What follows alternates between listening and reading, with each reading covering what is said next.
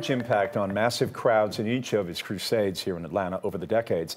He first spoke here on 1950 at Ponce at the ballpark there across from the old Sears building, and then in 1973 inside Atlanta Fulton County Stadium, and the last time in 1994 at the Georgia Dome. Joe Hankey is in our newsroom tonight after speaking to Atlanta natives who attended many of Billy Graham's crusades.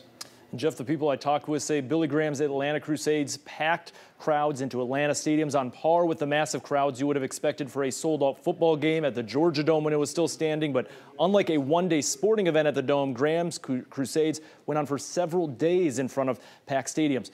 Billy Graham's history with the Georgia Dome here in Atlanta actually began in 1992. He spoke at the Dome's dedication. Then in '94, he held his final crusade in Atlanta at the Dome.